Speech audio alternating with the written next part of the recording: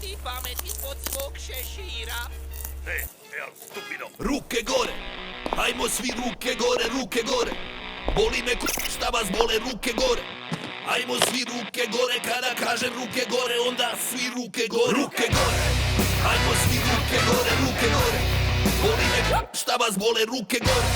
Hajmo svi ruke gore, kada kažem ruke gore, onda svi ruke gore! Jedan od najboljih primjera je Cezar. Samo bi rekao, ne bi ispao bećan. I kada svi kao jedan pred njegove dvore Kliču Ave Cezare i dižu ruke gore. I mnogi se od tada dosjetili tog trika. Među njima je istina, bilo i bolesnika. i ako želiš manipulirat, indoktrinirat, samo glasno digni ruke gore, ruke gore. Hajmo svi ruke gore, ruke gore. Boli me šta vas bole, ruke gore.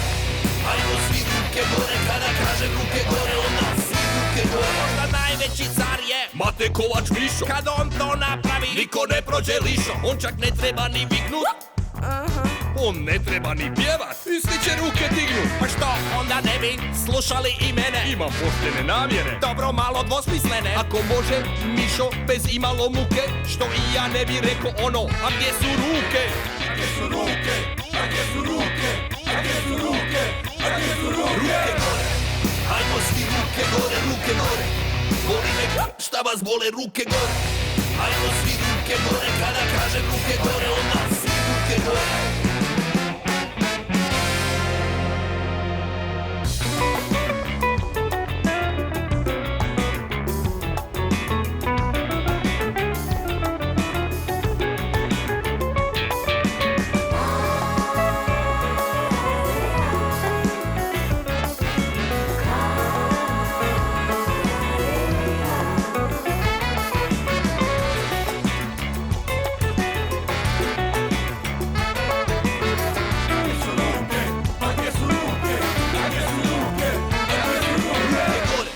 Hajmo svi ruke gore, ruke gore.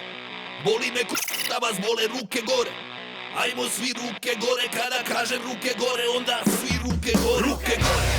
Hajmo svi ruke gore, ruke gore. Boli me šta vas bole, ruke gore. Hajmo svi ruke gore, kada kažem ruke gore, onda svi ruke gore, ruke gore. Hajmo svi ruke gore, ruke gore. Boli me šta vas bole, ruke gore.